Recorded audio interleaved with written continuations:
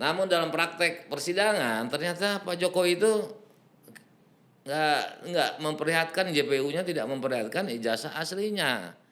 Nah disitulah kita jadi istilahnya penasaran, kok bisa dihukum? Kan harus dibuktikan dulu bahwa dia bohong, fitnah, ya kan? Sehingga mengakibatkan ujaran kebencian. Kalau kebohongannya nggak bisa dibuktikan, gimana kebenciannya?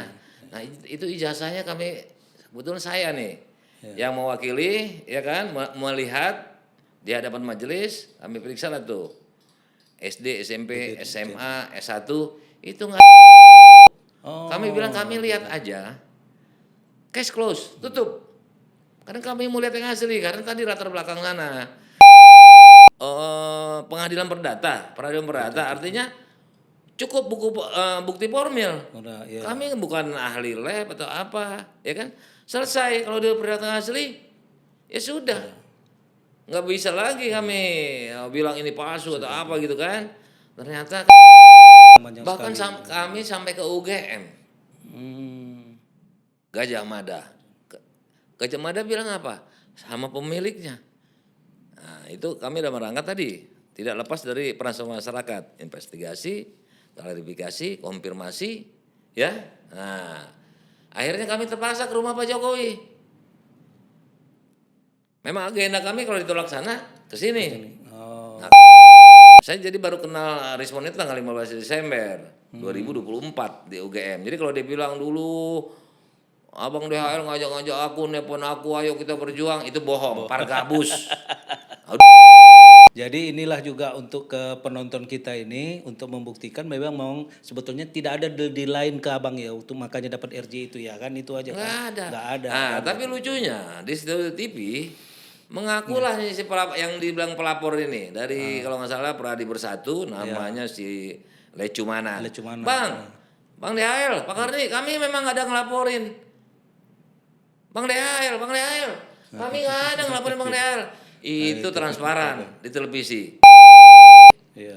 Padahal kan sebetulnya seorang advokat itu memiliki batas ketika menyampaikan penilaian tentang kliennya kan, sebetulnya kan itu nggak boleh. Dia sembarang harus punya etika dan punya batasan dia kan.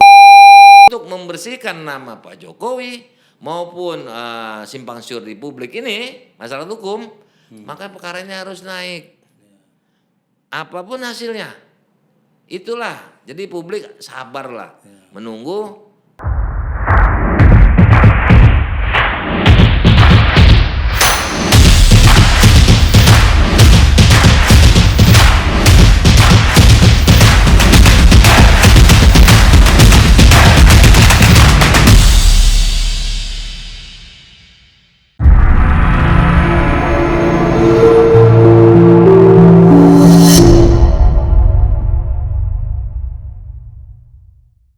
Jumpa kembali dengan saya, Ujuan Fajarudin Marpaung. Nah, di mana hari ini di acara Dignity Law kita akan ditemani oleh Bang Hari Damai Lubis sebagai teman kita bincang-bincang untuk hari ini. Apa kabar Bang sore ini? Alhamdulillah sehat. Ya, sehat Bang ya. Ya, kayaknya muka Abang juga cerah sekarang. Oh gitu ya. Ya. Bang, kita tahu bahwa Abang ini sudah lama berkecimpung di dunia hukum ya, advokat. Kira-kira untuk pemirsa kita, boleh tahu Bang, Abang cerita sedikit tentang apa Abang berkecimpung di dunia hukum ini Bang? Ya, terima kasih. Pertama saya mengucapkan terima kasih ini sama kawan kita Tohom Purba SHMH dan Adinda Marpaung. Kita diundang udah berapa lama, cuma nggak tepat waktu terus. Kebetulan hari ini bisa, gitu loh, hari Jumat. Jodohnya hari ini gitu ya. Jodohnya hari ini. Jadi saya lulus kuliah ya, Fakultas Hukum tahun 86, masuk 81. Jurusannya saya jurusan pidana. Dulu ada sarjana muda. Sarjana muda saya jurusan pidana, saya udah mengarah ke spesialisasi. S1 juga begitu, saya jurusan pidana. S2 juga saya jurusan pidana. Saya ambil tesis yang khusus Pidana spesial. Lalu saya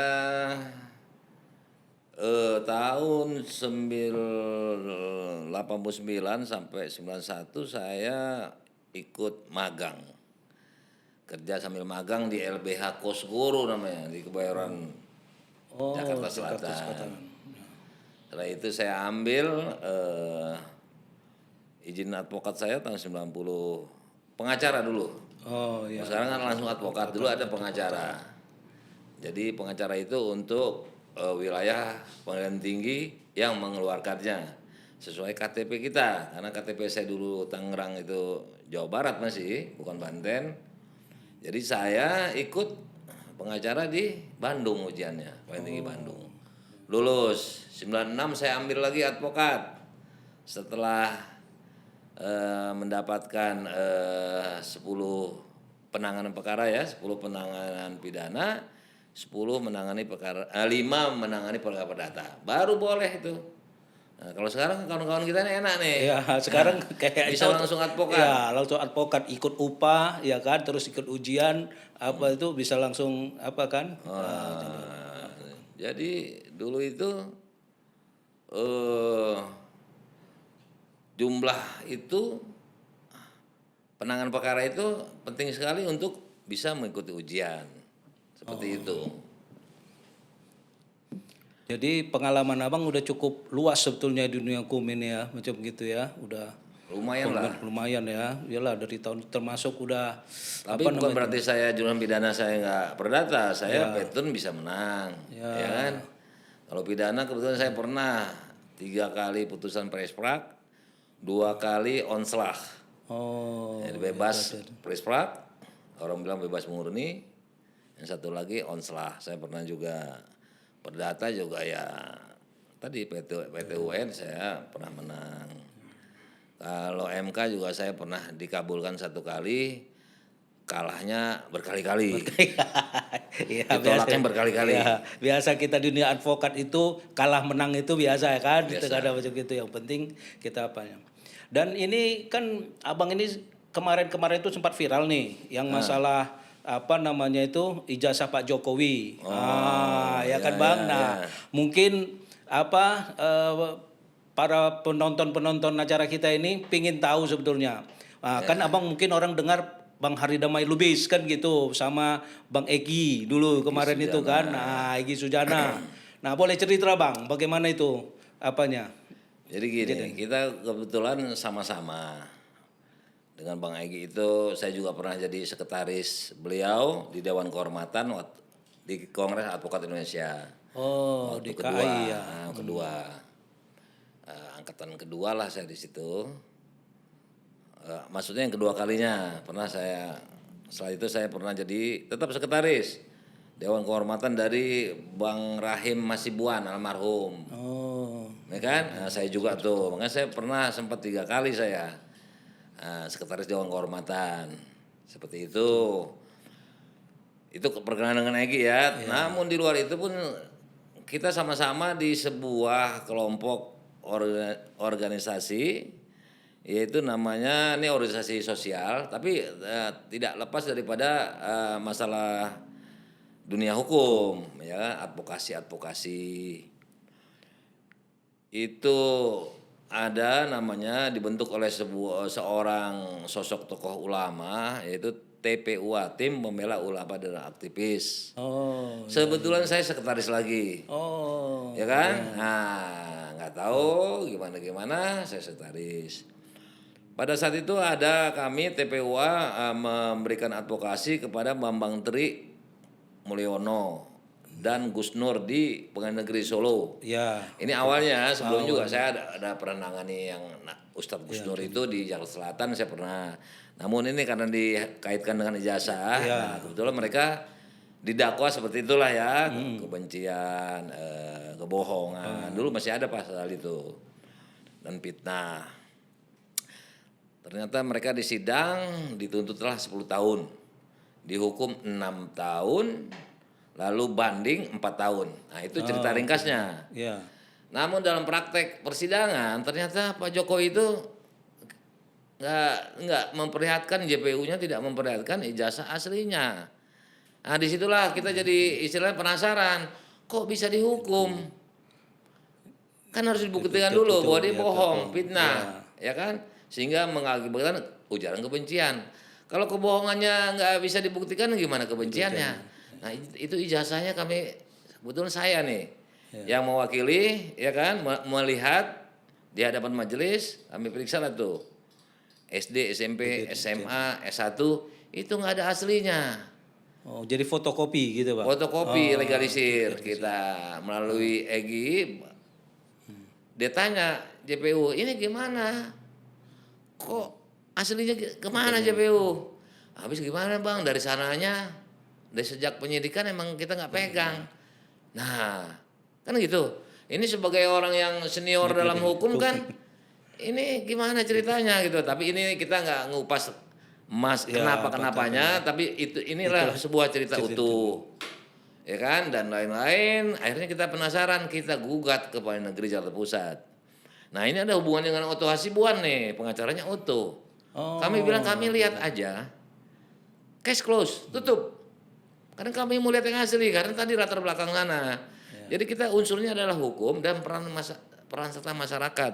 Itu peran serta masyarakat itu ada di semua setiap undang-undang.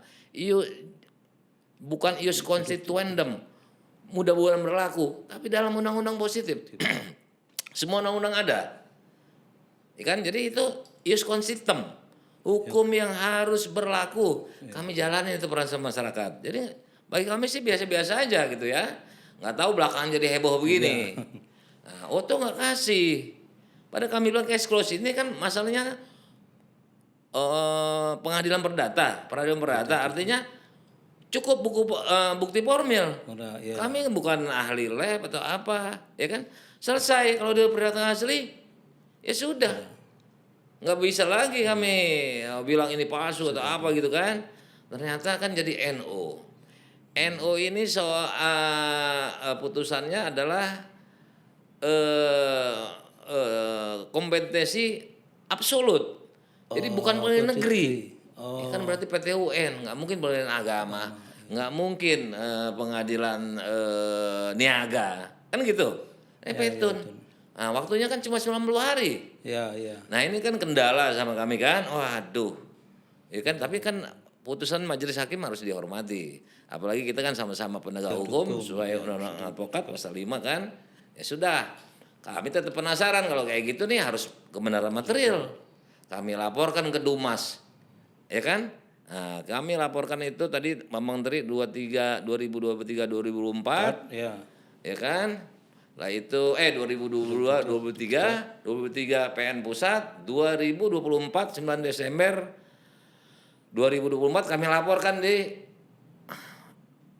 Dumas Mabes Polri. Ya kan? Jadi abang masukannya yang ke Dumas ya, sebetulnya ke Mabes Polri itu bang ya, aduannya. Saya bicara seperti ini karena saya ini memang memang pelaku.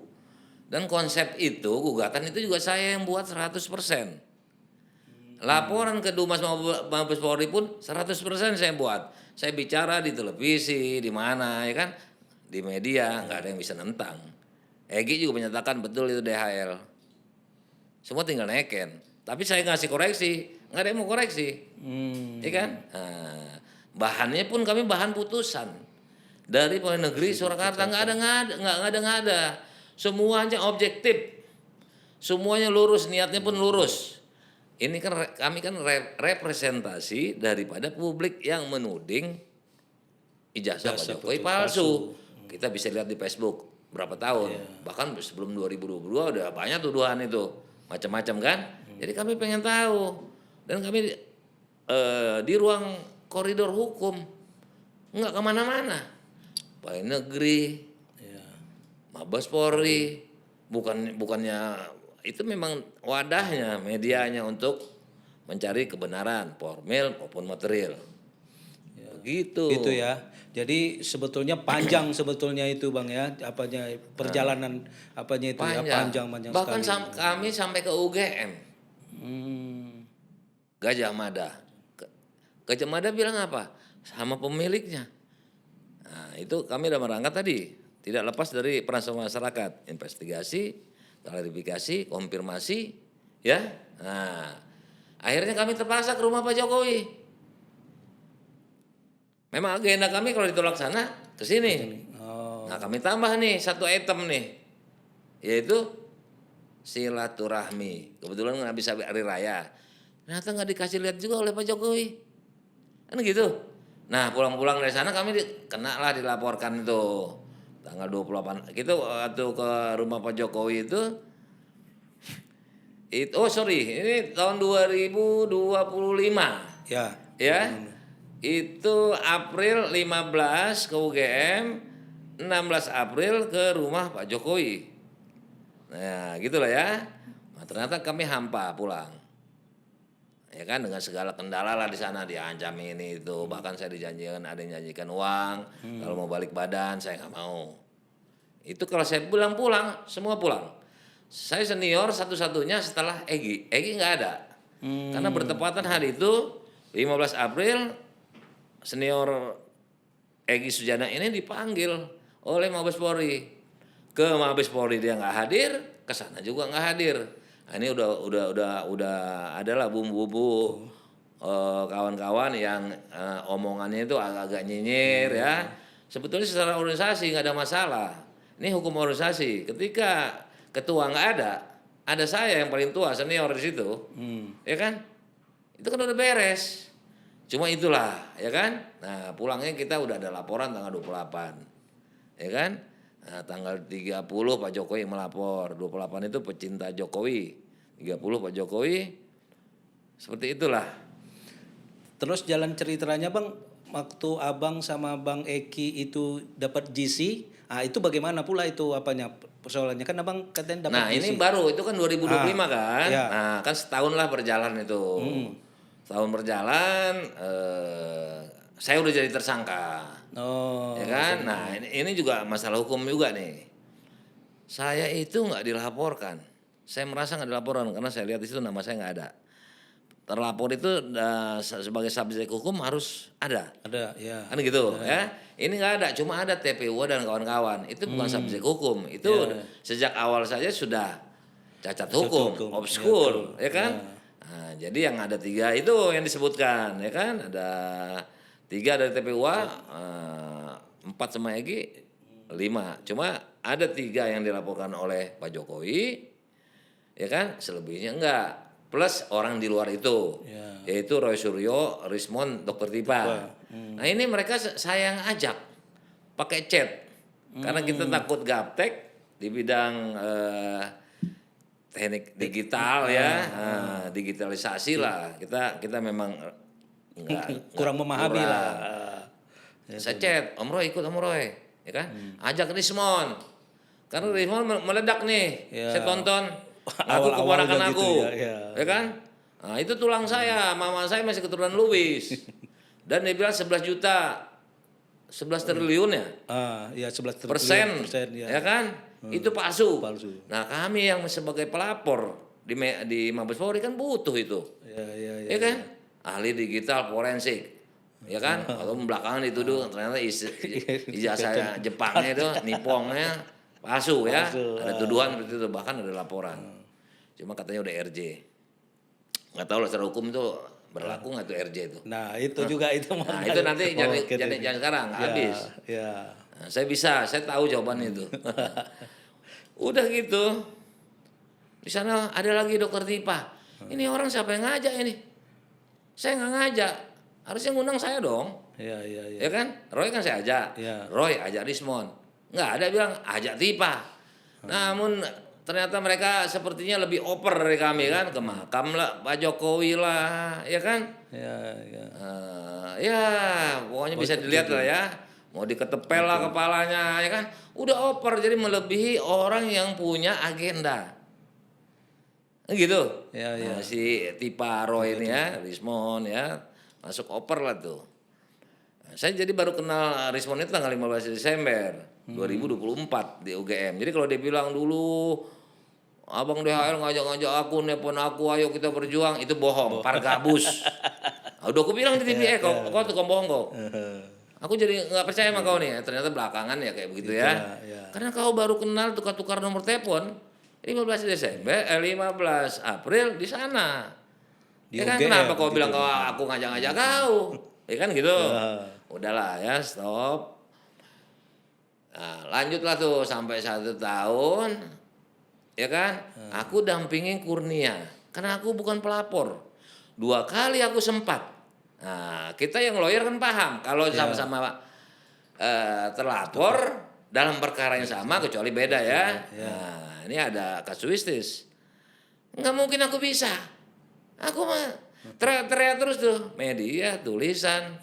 Termasuk ketika 15 Desember 2025 gelar perkara khusus. Aku baca itu semua. Aku kasih dulu resmi, teken. Nah, kebetulan yang nerima polisi, penyidik, perempuan. Mbak waktu itu kan yang dampingi Kurnia itu kan. Yang dampingi dia perempuan ya, tapi penyidik laki-laki tetap. Iya. Kenapa saya kan? Ya kenal lah bang. Kan saya waktu itu kok saya terlapor, itu urusan. Iya, saya cuma ingatan aja, gue bilang gitu kan. Dia tanda terima. Oke, klop ya. Bahwa aku tuh pengacara kan, tapi nyatanya tersangka. Inilah dunia fenomena adanya, dinamika adanya. Aku ternyata jadi pelapor. Terlapor. Ya kan? Aku tengok lah tuh. Atau aku jadi tersangka, aku tengok di atasnya. Kita kan ngerti. Saksi terlapor. Ini ragu-ragu juga mereka rupanya karena ya kan, jadi yang penting aku jadi terlapor. Entah penggiringan, ada sisi politis aku nggak ngerti. Ternyata nggak lama Bang Egy minta antar aku ke Solo dengan alasan ya kan mau minta cabut cekal. Kenapa ke Solo? Kan pelapornya Pak Jokowi. Kan gitu. Nah, ini kan istilahnya masih tersangka belum naik, ya kan gitu. Tingkat kejaksaan pun bisa RJ kan. Udah gitu, bang boleh bang, gue bilang.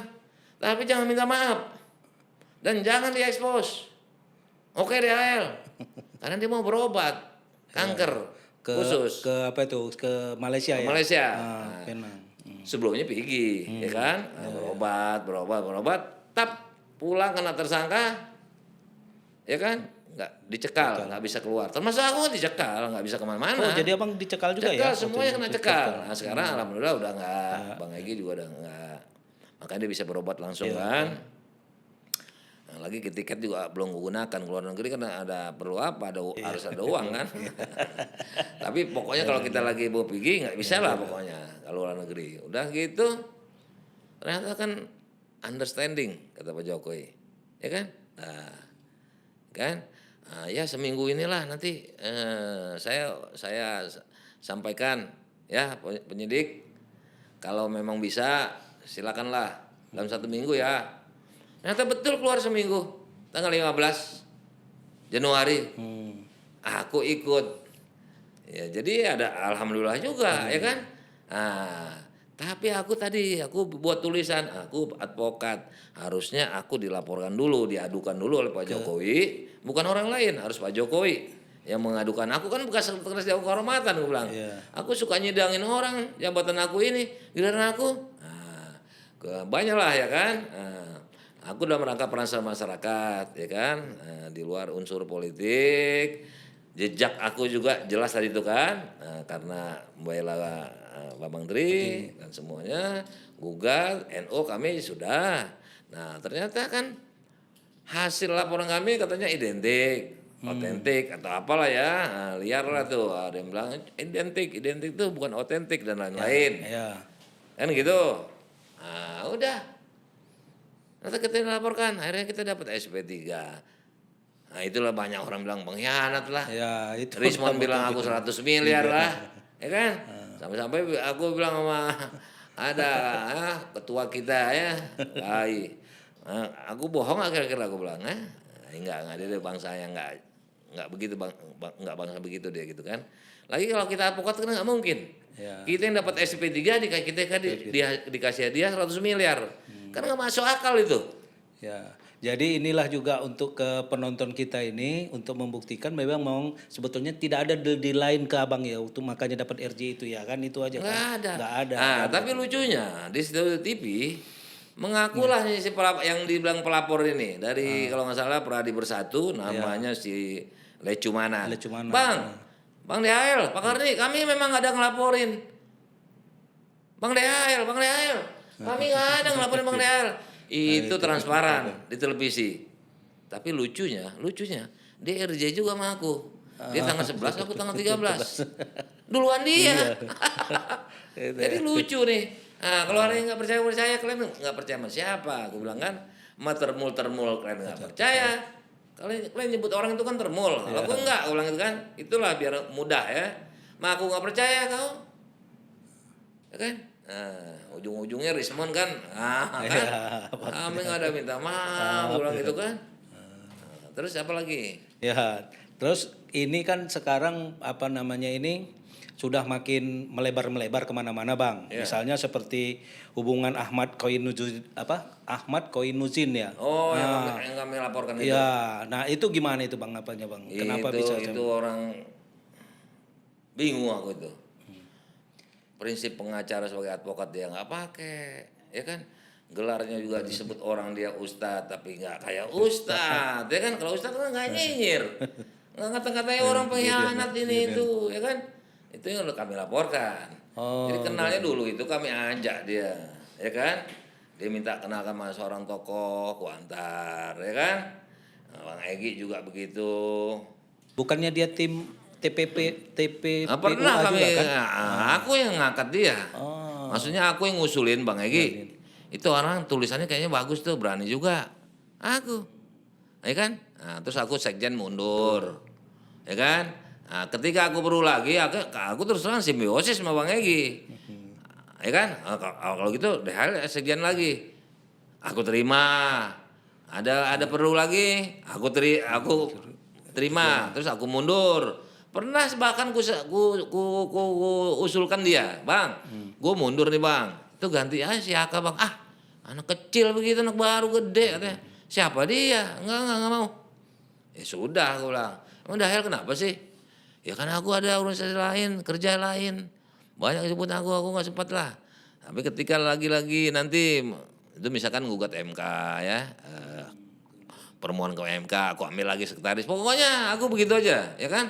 Egy memang aku udah klop lah sebetulnya. Cuma kan aku kan ada kesibukan lain ya, atur waktu.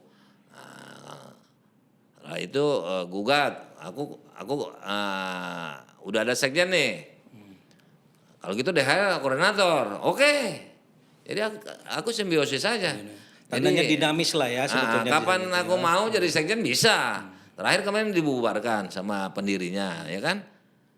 Aku jadi sekjen lagi karena nggak ada ini kan, nggak ada orang, ya kan? Mau pembubaran cuma ada dia sama aku, otomatis aku sekjen lagi. Jadi sekjen waktu saat terakhir pembubaran. Nah, jadi orang ini agak aneh, dibilangnya aku khianat. Coba pengkhianat, melaporkan para pejuang yang dilaporkan, ya ini pakai bahasa Indonesia, yang dilaporkan itu 2 orang, ya kan? Berarti jamak, dia sebut juga para pejuang. Berarti Roy sama dia pejuang, oke? Berarti dia ngaku dirinya sendiri pejuang. Padahal kami himbau untuk ke Solo, dia nggak mau ikut. Aku konsentrasi aja katanya ke PIK 2, oke? Pulang kami dari sana langsung bawa gegas dia, sama Abraham Samad, tulisnya di situ, bikin namanya takak apa itu kan? Ya takak. Ya kan di Gedung Juang. Aku hadir nggak dikasihnya bicara. Cuma sayangnya kawan aku juga yang dukung dia. Kalau lah betul dia mau bergabung ya dalam rangka perjuangan kan dia yang menundukkan diri atau ikut bergabung kan dia kenal sama aku sama Egy. Kan kenapa dia bikin sendiri? Nah ada kawan awal lagi di situ ikut seksi acara, bantu dia buat itu. Aku nggak diundang padahal aku yang mimpin, ya kan? Walaupun di sana ada korlap ada apa, itu urusan aku sama Egy, ya kan? Nah, kami angkat jadi wakil ketua umum. Ya aku Egy. Ya kan? Nggak tahu orang itu rencana-rencana inti. Ya kan? Bahwa ini adalah perjuangan hukum. Bukan ngarapin menang. Orang itu dibayang menang. Nggak nyampe. Ada kawan aku tuh namanya si Arpit. Bang, apa? Ini orang itu berpikir ini seolah menang buatan kita. Dia nggak tahu. Misi kita itu ingin membuktikan Tok, ya. ya kan? Keterbukaan bukan publik. bukan kalah menang yang dicari. Bukan, ya kan? Nanti urusannya beda. Yang penting kita buka dulu. Ya. Karena kan ada aparatur. Kita kan sampai menghukum kan nggak bisa. Ya. Maksakan naik nggak bisa kecuali perdata kita gugat. Oh itu gugatan dengan kami itu OOD. PMH ya, perbuatan melawan hukum yang dilakukan oleh penguasa. Unrehmatic overheads that OOD. Nah ini kawan ini bilang pengkhianat. Nah sekarang dipecat dia masih Roy. Nah, jadi yang sisa dia pejuang lah. Ya nggak mungkin lah yang pecat dia ya kan. Nah, dibilang apa? Dibilang tetap pejuang. Jadi semau dia aja. Dia punya otoritas untuk menyatakan siapa pejuang, siapa pengkhianat. Ketika pejuang itu menurut dia pengkhianat. Jadi sisa dia sendiri aja pejuangnya. Ini orang agak aneh. Kalau aku bilang bocor, ya itu pendapat aku ya, karena kita menganggap dia bocor ini, aku beralasan. Karena dia bisa menurut undang-undang advokat, bahkan kode etik advokat itu nggak boleh menjanjikan klaimnya kemenangan baik perdata, kalau perdata bebas, pidana mungkin bebas ya. Ini berani dipublis, nggak bakal ditahan. Justru Jokowi yang bakal dipenjara. Ini orang asas hukumnya apa bicara begitu? Ya kan? Kan dia nggak ngerti kode etik itu nggak boleh menjanji. Itu kalau ada yang melaporkan bahaya itu, ya kan? Bisa dicabut dia itu. Nah, terus klien kita, aku lagi dampingi Kurnia di ruang polisi, bisa-bisanya minta surat kuasa. Kalau harta miliaran itu kejar dia tuh, ya kan? Ini sosial ya udahlah. Kata bukan aku di dalam ruangan itu. Ini orang udah etikanya nggak ada. Jadi kalau pantas lah Bang Egy sama aku ngelaporkan dia gitu loh ya. Sekarang dia menghujat pengacaranya Roy ya kan? Roy kan bekas kliennya nggak boleh. Pengacara nggak boleh. Itu tandanya dia menghujat padahal ini kita objektif ya. Ternyata berhasil eksepsinya. Dia nggak mau. Bahkan ditawarkannya ya, mau penjara klien saya silakan, mau berapa lama? Silakan. Itu omongan udah melanggar kode etik. Kalau Roy Suryo sama pengacaranya sekarang ini mau melaporkan dia ke Mahkamah Etika atau kode Dewan Etik, kena itu. Udah terpublis kok. Aneh-aneh nih cara pembelaan dia. Nggak mau Prapit dikatainya. Itu kan fasilitas hukum.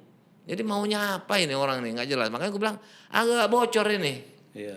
Padahal kan sebetulnya seorang advokat itu memiliki batas ketika menyampaikan penilaian tentang kliennya kan sebetulnya kan itu nggak boleh dia sembarang harus punya etika dan punya batasan dia kan. Dan nggak boleh membuka aib ya. Ya kan? Dia bilang khianat ya membohongi gini. Dia itu siapa gitu loh.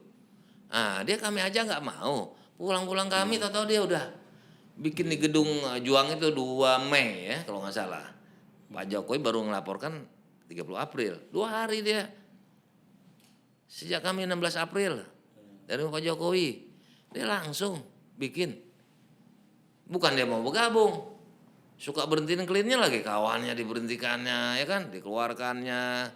Dibuangnya. Egy juga. Bambang Tri lagi di penjara juga.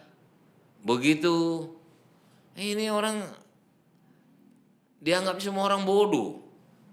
Nah, ada lagi, Wak. Ya, jadi kan gini Bang, kalau itu kan kita tahu sekarang ini kita jadi susah membedakan apakah ini politis yang masalah hukum Pak Jokowi ini sama ataukah ini memang betul-betul murni pure hukum. Ya kan gitu. Jadi bagaimana kita bisa membedakan kalau lihat dari apakah ini argumentasi hukum atau hanya politik aja macam gitu Bang. Jadi gini, kalau politik dia meninggalkan narasi-narasi dia tidak ada asas legalitas atau legal standing. Dia cuma berretorika. Nah, kalau yang betul-betul itu asas legalitas. Ini keliru, ini salah bahkan. Dia selalu pakai menunjuk asas legalitas. Kalau cuma begitu begini pasti dia beda-beda pembicaranya dari waktu ke waktu. Dia suka beda-beda. Itu politis, pragmatis. Nah itu kan kita sekarang lihat banyak itu kalau di acara program-program TV sekarang yang membahas itu banyak yang hari ini A orang yang membicarakan besoknya B kan kayaknya itu politik ya udah bang masuk ya bang kira gitu. Itu kalau boleh dibilang apa ya? Itu bisnis media. Oh bisa juga. Bisnis media. Jadi dia nggak perlu benar ya, tapi banyak penonton. Biar menaikin rating aja ya kita. Jadi kalau boleh bilang algoritma media, ya kan? Banyak yang nonton, viewernya, subscribe. Jadi nggak pentingkan edukasi. Kalau aku terus berusaha untuk mengedukatif untuk ke publik. Cuma memang publik sulit. Ya. Karena aku nggak terlalu menonjol, ya kan? Karena diundang aku nggak mau. Kemarin aku muncul 2 minggu full untuk mengklarifikasi saja, gitu loh. Untuk mengklarifikasi bahwa aku tuh tidak seperti itu dengan kalian. Nah, sebetulnya kalau objektif begini.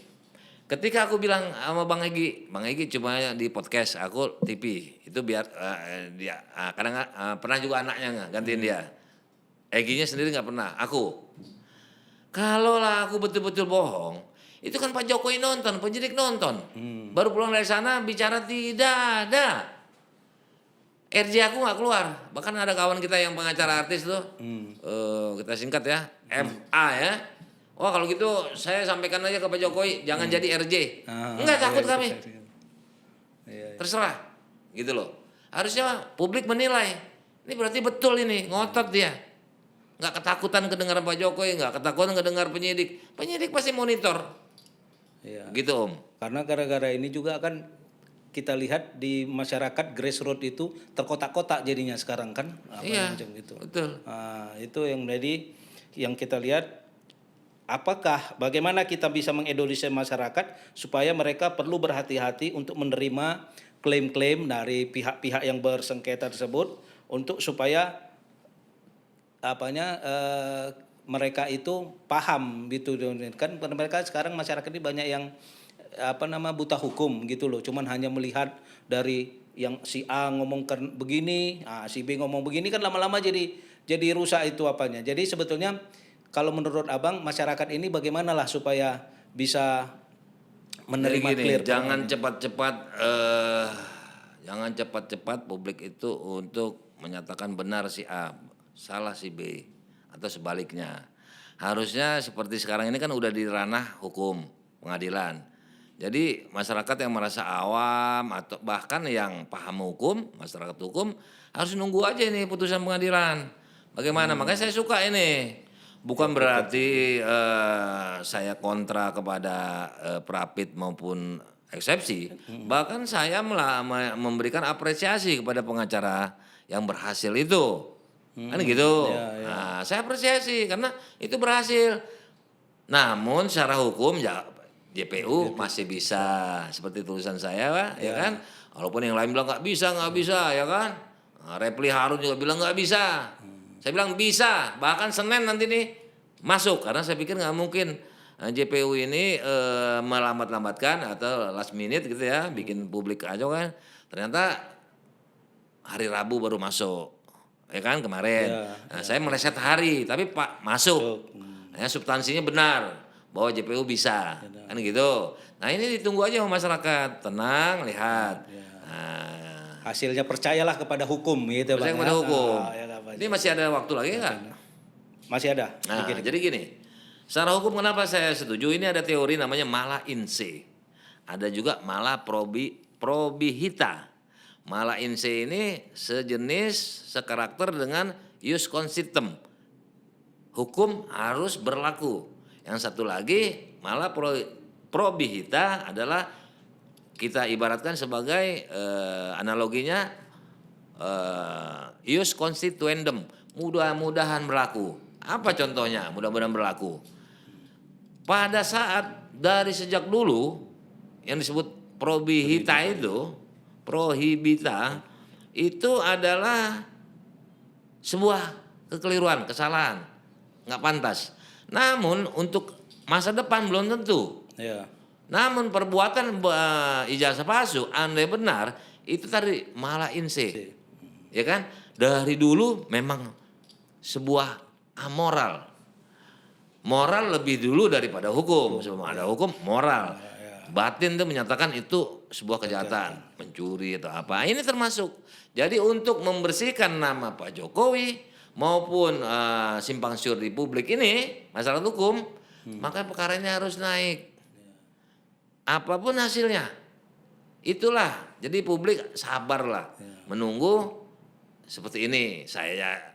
Kami aja ibaratnya yang merintis dari awal, sekarang sampai berkembang macam-macam ya. Refli Harun dari ATN YouTuber turun ya kan. Walaupun kadang banyak kelirunya ya kan. Karena dia memang bukan ahli pidana, kita wajar-wajar aja. Begitulah. Sampai sekarang ini sebetulnya cikal bakalnya Egy dan DHL. Gitu ya. Jadi itulah yang lain banyak lah nimbrung-nimbrung ya. Pengacara ngorbit ya kan, kadang-kadang aku lucu-lucuin aja kan kalau di stasiun TV kan. Nah, sekarang dikeluarin tuh sama si Ustadz Ahmad Kojinuddin ya. Pokoknya dialah yang paling betul. Padahal ilmunya kita bisa taker. Punya saya bukti-bukti bahwa dia ilmunya sangat minim, ilmu kuhapnya. Tapi ilmu syari'nya jago, tapi retorika, teori. Tapi melihat perilaku dia ya sangat anomali lah. Oke lah Bang, kita sudah cukup cukup panjang ini ya bercerita tentang apa ini. Sekarang gini Bang, bagaimanalah agar perjuangan hukum itu tetap berada koridor, tetap hukum dan etika semua itu, dan tidak merubah menjadi konflik personal yang berkepanjangan Bang. Macam mana kira-kira menurut Abang? Pertama, aparaturnya harus tegas, sesuai tupoksi. Jadi setiap ada permasalahan hukum, entah misunderstanding atau betul-betul sebuah kekeliruan, ya harus cepat tanggap. Kalau bisa didamaikan, ya kan, di luar unsur yang tidak boleh di RJ ya, seperti perkosaan ya, pembunuhan dan lain-lain. Itu sebaiknya aparatur memang cepat tanggap, dan darkum, kesadaran hukum sendiri dari publik, jangan melakukan atau melempar diksi-diksi yang tidak mempunyai asas legalitas, menjadi bias. Nah, jadi kesadaran hukum nasional ini sangat penting, dan ketegasan aparat pastinya. Ya, kita mendengar dari pencerahan dari Abang ini cukup membuat penonton kita mungkin menjadi lebih paham, lebih wise dengan hukum, bahwa keadilan itu adalah tetap keadilan, kan gitu. Hukum adalah tetap hukum. Jadi jangan mau dipecah belah atau dipropagandakan oleh orang-orang yang oknum yang tidak jelas asal usulnya. Jadi sekian dulu untuk acara kita hari ini. Sampai berjumpa di lain kesempatan. Terima kasih. Terima kasih. Iya Pak. Ya.